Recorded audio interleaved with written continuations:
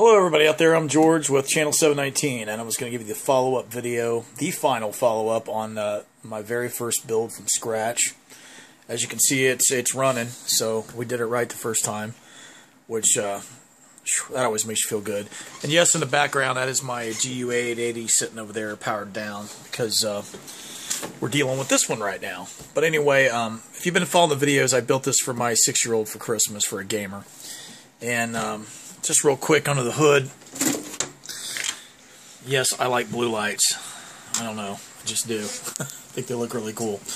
As you know, we started out with the Rosewill Ranger M micro ATX case. It's really cheap, like 28 bucks, and it's cheap made. And I probably will get a different case next time I do one, just because it's just really crampy in here. And I'm sure I could get a lot better temps off this chip if I had a bigger case like the one the GU8880 is in. But anyway, then we went with the 500 watt EVGA power supply. We got our motherboard, which is a ASrock 960 GM VGS3FX. We got 8 gigs of RAM, which is the Ripjaw RAM. And I added a fan back here. The one that came with it just wasn't blowing enough air out, exhausting enough heat. So I put a Thermaltake fan in the back. It's an LED fan, but it spins a lot better than the cheap black one that came with the case. And then they did put a pretty nice intake fan in the front there, and that does pretty good. We just have a stock CPU cooler. I will tell you, when I first installed the cooler, it had the pre-applied paste, and when I was snapping the clips trying to get it on, it popped up once, and I had to push it back down.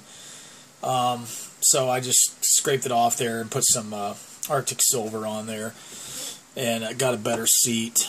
I cleaned it off first, obviously. Make sure you do that if you ever remove a processor. Make sure you clean it off the heatsink and the CPU. And the video card we had around, it's a Geforce 8800. It's kind of old. They were like a big card back in '07. But man, it runs great. It's going to do fine, because my little boy likes mostly Source games anyway. And there's the 6 cores of the processor running. When I stress test this, the thermal margin gets around 15 to 20 away from being too high. But that's with all the CPUs floored. So you're not going to play any games that are going to floor all 6 cores. Like I said, that was some stress testing. The temperatures right now aren't too shabby. And like I said, we're not overclocking. Got 39 Celsius for the socket temp. The package is at 21. So no overheat problems at all. Like I said, a bigger case, maybe a better cooler. I could get some better temps and probably overclock. Let's see here. Just to show you a little bit of game graphics here. Yes, I love playing CSGO, if you didn't notice.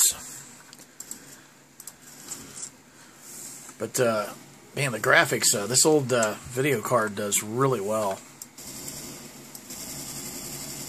Wish they could have spawned me right in front of somebody, because it's kind of hard to do and film this at the same time. But anyway, somebody's hacking, they said. No. But anyway, the graphics are really nice.